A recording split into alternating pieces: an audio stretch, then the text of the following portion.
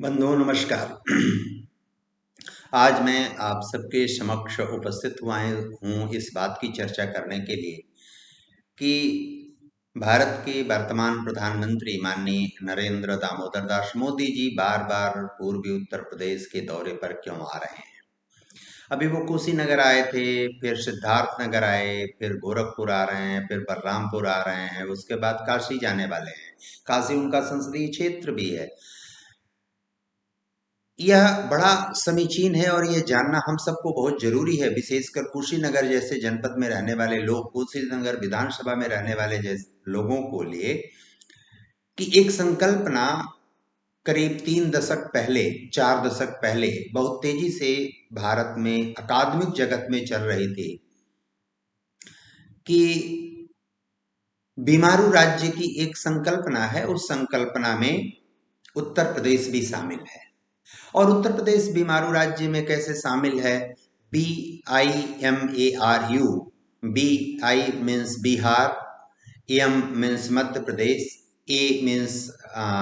Andhra Pradesh, R means Rajasthan और U मतलब उत्तर प्रदेश। इस बीमारू राज्य की संकल्पना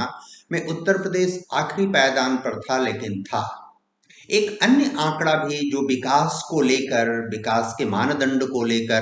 प्रचार और चर्चा में रहता है। वह यह है कि यह बहुत तेजी से पिछले दशक में बहुत तेजी से इस बात पर चर्चा हो रही थी कि गुजरात और महाराष्ट्र का विकास का जो स्तर है, उस स्तर पर पहुंचने के लिए बिहार जैसे राज्य को, झारखंड जैसे राज्य को बहुत सारे संसाधनों के होने के बाद भी उनको उस स्तर पर पहुंचने में 2030, 2035, 2040 तक का समय लगेगा। आज यानी 2010 के लेवल पर जो गुजरात और महाराष्ट्र जैसे राज्य विकास का उनका जो स्तर है, जो लेवल है, जो फिजिकल क्वालिटी, आप जीवन की भौतिक गुणवत्ता का जो स्तर है, अवस्थापनात्मक सुविधाओं का जो स्तर है, स्वास्थ्य चिकित्सा आदि का जो स्तर है, शिक्षा का जो स्तर है, उस स्तर पर पहुंचने के लिए बिहार जैसे राज्य को, झारखंड जैसे राज्य को, उत्तर प्रदेश जैसे राज्य को, छत्तीसगढ़ जैसे राज्य को, मध्य प्रदेश जैसे राज्य को पहुंचने के लिए 2030, 2035, 2040 तक का समय लगेगा।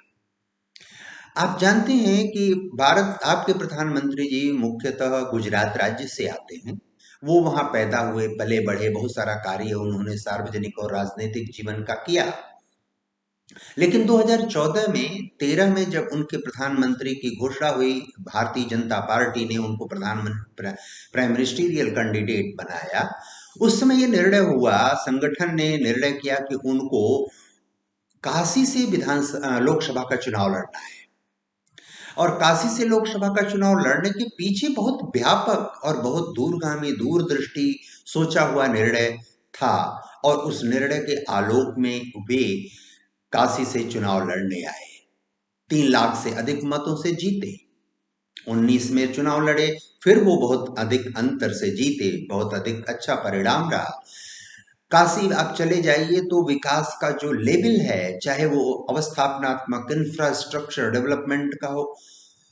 स्वास्थ्य और चिकित्सा को लेकर हो, रोजगार को लेकर हो, अन्य जितने भी क्षेत्र हैं विकास के, उन सभी क्षेत्रों में कार्य करने का जो उनका मानदंड है,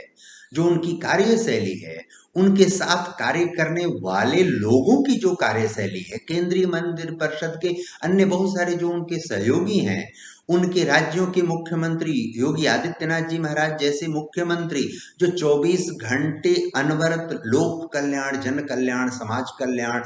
और बहुत सारी गतिविधियों में निरंतर सक्रिय रहते हैं, कैसे सही योजना सही लोगों तक पहुंचे, इसके क्रियान्वयन में लगातार सक्रिय और सचेष्ट रहते हैं, इस दिशा में वे लोग कार्य कर रहे हैं। प्रधानमंत्री जी की यात्रा, आप जानते हैं कि 79 से आपका गोरखपुर का फर्टिलाइजर का खाद कारखाना बंद पड़ा था।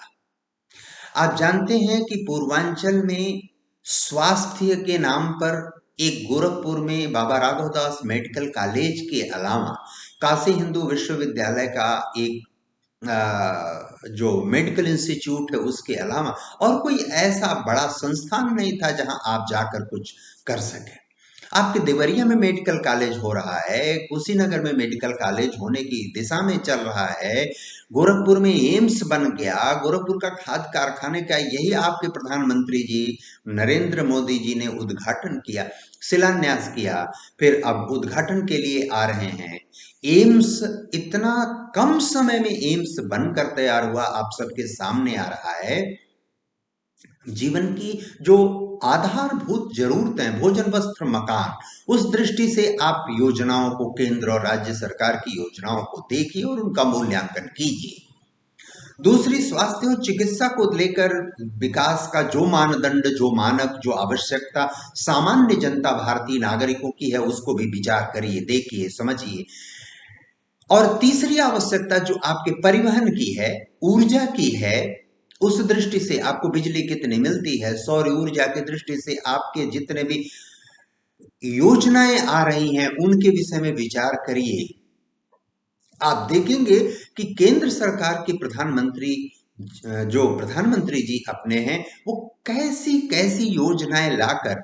हमको, आप सबको कितना प्रेरित करते हैं, कितना कार्य करने को प्रेरित करते हैं, पारदर्शिता से कार्य करने को प्रेरित करते हैं, उस दिशा में हमारा अपना योगदान हो सके, इसके लिए हमको, आप सबको प्रेरित करते हैं। उनका बड़ा व्यक्तित्व है,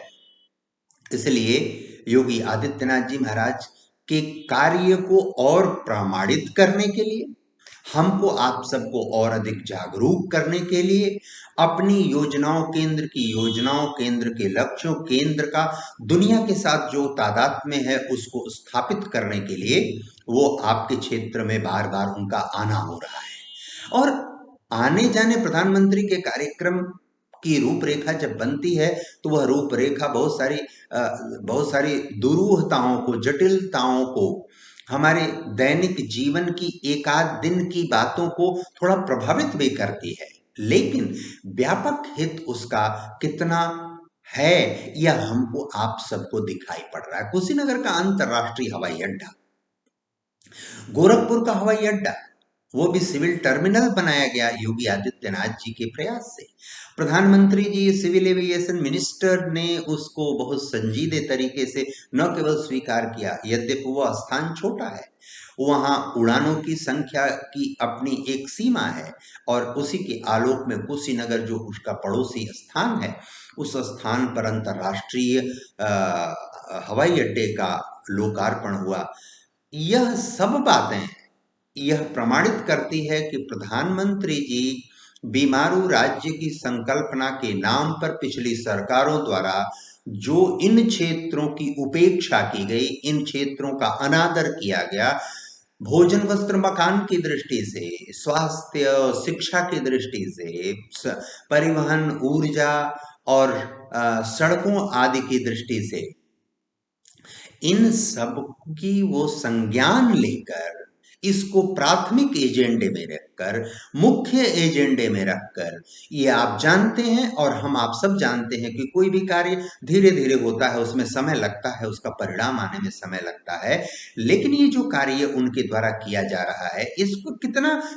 केंद्रित हैं, कितना सन्नद्ध होकर कार्य कर रहे हैं, इसको किसी दूसरे आयाम से देखने की आवश्यकता बाद में पड़ती है। अगर हमको यह पहला तरीका, हमारी अपनी पहली आवश्यकता ध्यान में नहीं आती, जिसको लेकर हमारे देश का, हमारे प्रदेश का नेतृत्व इसको इतना आगे बढ़ा रहा है, संजीदे तौर पर आगे बढ़ा रहा है, हमको, आपको उस दिशा में ले जाने के लिए प्रेरित कर रहा है,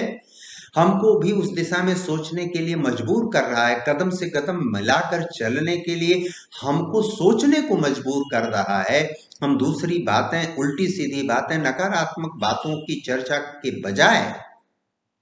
इस बात में आए कि जो समस्याएं थी, जो आवश्यकताएं थी, जो मूलभूत जरूरतें थी, उसको पूरा करने में ये सरकार ने, केंद्र सरकार ने, माननीय प्रधानमंत्री नरेंद्र मोदी जी की सरकार ने, उत्तर प्रदेश के माननीय मुख्यमंत्री योगी आदित्यनाथ जी महाराज की सरकार ने कितने सकारात्मक, कितना परिश्रम पूर्वक, कितना सुव्यवस्थित दूरदर्शी योजनाओं के माध्यम से उस सब का समाधान करने की कोशिश कर रहे हैं। हमको बीमारू राज्य की उस तपिश से, उस दौर से, जब हम हीनता बोध के शिकार होते थे कि ये उत्तर प्रदेश के हैं, ये बिहार के हैं, छत्तीसगढ़ के हैं, ये झारखंड के हैं और ये पिछड़े हुए लोग हैं, इनके विकास का स्तर कुछ नहीं है, ये विकास की दौड़ में शामिल नहीं हो सकते, उस दौड़ में ले जाने का, उस दौड़ में शामिल करने का, दौड़ में आगे बढ़ जाने का, आपके दुख दर्द को दूर करने का। मैं नहीं कहता कि रातों रात या 2-4 साल में, 5 साल में, 10 साल में ये समस्याएं निर्मूल हो जाएंगी, लेकिन उस दिशा में सकारात्मक जो कार्य हो रहा है उसका परिणाम तो कहीं ना कहीं सकारात्मक होगा ही। 50-60 वर्षों में जो कार्य हो जाना चाहिए था वो कार्य इस दशक में होना शुरू हुआ है, यह भी हम लोगों को संज्ञान में रखना पड़ेगा। और जितनी शिद्दत से, जितनी जितनी गहराई से समझकर इस समीकरण को आप समझिए कि आपके प्रधानमंत्री जी गुजरात में मुख्यमंत्री रहे, उनका राजनीतिक सामाजिक जीवन राष्ट्रीय जीवन रहा है, वे काशी आते हैं, सांस्कृतिक केंद्र पर आते हैं, पूर्वांचल का इतना संज्ञान लेते हैं। काशी वो केंद्र है जहां से इस पूरे क्षेत्र में 500-800 किलोमीटर के दायरे में संदेश जाता है सामाजिक उन्नति का, सांस्कृतिक उन्नति का, आर्थिक उन्नति का और बहुत सारी चीजों के लिए वह एक केंद्र स्थल है। और उस केंद्र स्थल के माध्यम से उसके आसपास जो भी क्षेत्र हैं, चाहे गया हो, चाहे पटना हो, गोरखपुर हो या लखनऊ हो, ये पूरा इलाका 500-600 किलोमीटर के सरकमफेरेंस में, परिधि में, इस पूरे क्षेत्र में जो उन्होंने इस तरह की सिचुएशन, इस तरह की बात ले आने का प्रयत्न किया है, यह बहुत स्वागत योग्य है। और हमको प्रधानमंत्री जी की, बार बार लोग सवाल खड़ा करते हैं कि चुनाव आ रहा है इसलिए प्रधानमंत्री आ रहे हैं। कोई भी राजनीतिक दल या प्रधानमंत्री या मुख्यमंत्री को चुनाव से आप अलग कैसे कर सकते हैं? चुनाव लड़ना, सरकार बनाना, यह एक कार्य है,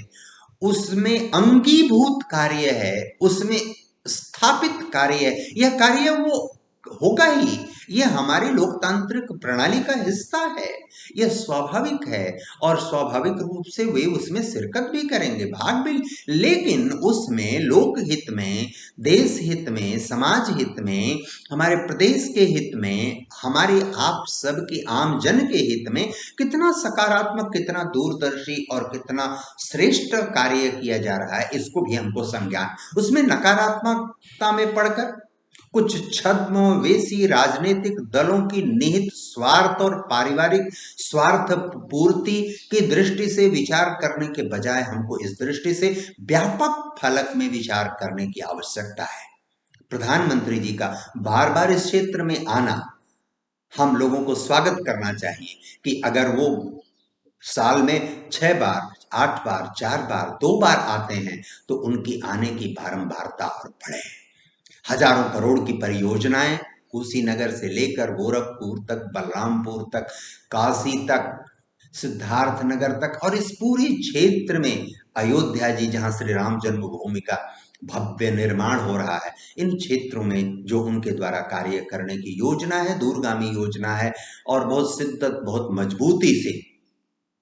आपके विश्व के, भारत के जन जन में लोकप्रिय हम सबके आदरणीय प्रधानमंत्री जी आ रहे हैं,